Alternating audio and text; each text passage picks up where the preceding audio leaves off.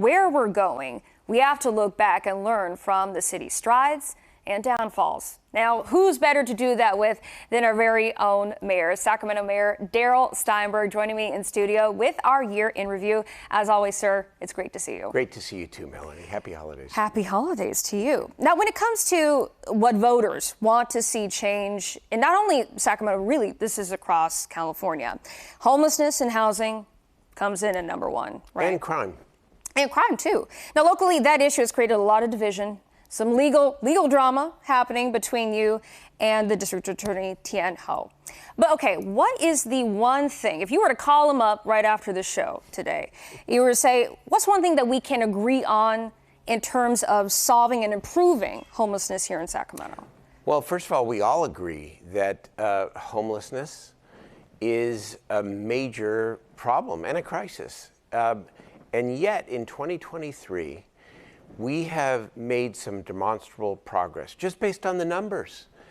We have seen about 2,500 people go from our shelters into longer-term or permanent housing, a 38% increase from 2022. We've also seen an increase in the numbers of people from the streets into our temporary housing or shelter system. And we have now formalized a fire department-led incident command team, multidisciplinary team, the city and the county, our fire department, our social workers, our code enforcement folks. And what you're hearing from people in many parts of the city now is that the city is actually cleaner because we are more organized than we have ever been, and we have more beds than ever before. You know, when I started as mayor, the city had less than 100 shelter beds a night. We're now up to 1,200. And because of our collaboration with Governor Newsom and the legislature, because of our partnership agreement with the County of Sacramento, we have hundreds of additional beds and housing units coming online. So do you think the DA would agree with this progress? I can't speak for the district attorney. Look, I know politics. I've been involved in politics for 3 decades. What I've learned is that you do the work. And when you do the work, the public in the end will judge. This has been a crisis from the day I started. And yes, in some ways the numbers have grown larger, as they have throughout the entire state of California. Remember, 3 people become homeless for every person we get off the street. I mean, it's not going to be fixed overnight. This is going to be a long process. But we're making progress. You are making progress. I mean, we've seen the homeless encampment sweeps. We've seen the new safe sites. I mean, the one just opened up today. But a recent sweep found 900,000 pounds of trash and 1,026 needles at the Miller Park homeless encampment. So are we as city leaders maintaining enough health and safety for the unhoused and also residents and business owners nearby who are saying this is a problem? It is a serious problem, obviously, but we're beginning to make strides. And part of our approach is not just one strategy. We are focused on cleaning up the city. It's the city and its contractors, ForensiClean is the name. We are picking up all of that trash and those needles. And we're intervening in encampments like never before, the large encampments, frankly, to break them up. And you're doing it on a constant basis, yes, too. And in a strategic way to offer people alternatives, where, again, we're increasing the number of alternatives we have for people, but to say, and to mean that it is not okay for people to be living in these conditions. It's not okay for their health and safety, and it's not okay for the health and safety of the community. But remember, this is not just a Sacramento problem. This is a national problem. And while drugs and mental health are certainly at the core, let's not forget that there are a lot of people also out on the streets who plain cannot afford the cost of living. Absolutely. Who can't afford housing. And so I think it's important that we do our best to sort of take the political sting out of this. There'll be time for elections. Some people can make their arguments. But what I will continue to do is, as we say in politics, I'm going to continue to be a workhorse, along with my colleagues, along with the county and anyone else who wants to work with us to continue the trend, positive trend that we saw in 2023. And we have seen, I mean, tremendous strides in terms of commerce here. I mean, getting out of that pandemic slump. It's been amazing. I mean, we've seen so much people coming into Sacramento. The Kings have helped quite a bit with that. It's been amazing. Go Kings. Go Kings, like the beam.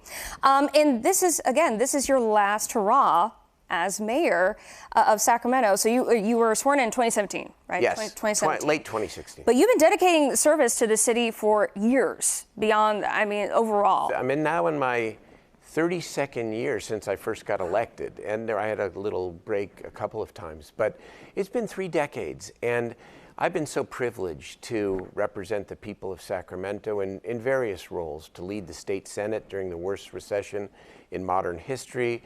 I've been able to lead on so many issues, the Mental Health Services Act, $3 billion a year for mental health in California, and now as mayor, I think what I'm most proud of is that in the midst of the worst pandemic in a century, the economic crisis, the rising housing costs, yes, homelessness, that the city has more than survived.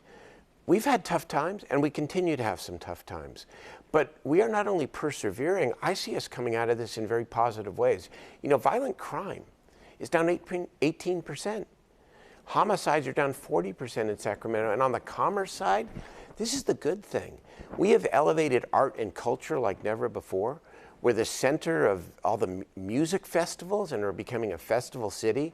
Our hotel occupancy is way up. I'm going to finish this year. We're going to finalize our plan to redevelop the waterfront, to continue to make great progress on soccer and on entertainment in the rail yards, to follow through on committing to a regional youth sports facility in South Sacramento. And there is so much more to do. And so while it's been rough, and while the times have been uneven, some of it well beyond what Sacramento or any government can do, Sacramento is poised for a great future. We're going to continue to build a modern, inclusive economy. We're attracting more industry. Aggie Square, the collaboration with Davis, the first building is about to be built, be finished. And so we've seen it, I mean, just grow tremendously. The future is bright. It does, yeah. What I've helped do through tough times, I hope, is lay a foundation for even greater progress. I think so. I think you have. Absolutely. Thank you. Now, one last question. Anyone likely to get your endorsement? Any of these candidates? I haven't decided yet. I think they're all good people, and I think they have something to offer for Sacramento. But I haven't said. But I will say this: I want the voters to understand the role of the mayor in Sacramento. We have a system of government where the mayor is 1 vote among 9. The city's run by the city manager on a day-to-day basis. The mayor sort of helps set the agenda, and then we have a very good city manager. But I want the voters and the mayoral candidates to level set expectations, because the mayor is accountable, and I embrace that. But the mayor doesn't have the authority necessarily to implement all of the changes that are necessary. And so I hope that it's a good campaign, and that the voters understand that as the city grows, I'm not talking about strong mayor, tried that, not doing that again, there should be a continuing discussion and debate about the governance of the city of Sacramento and the role of the mayor. Because if you want a mayor to be fully accountable, that mayor may need at least a little bit more authority, and it's not me, to be able to lead in the way that the people elect him or her to do. Absolutely. Well said, Mayor. Thank you so much again for joining us this morning. We so appreciate your time. Thank you, Melanie. Happy holidays to you. Happy holidays to you. Yes. All the best to you. Absolutely. And you too. All the good people at Channel 40. Absolutely. Thank you so much. All right. Let's get over to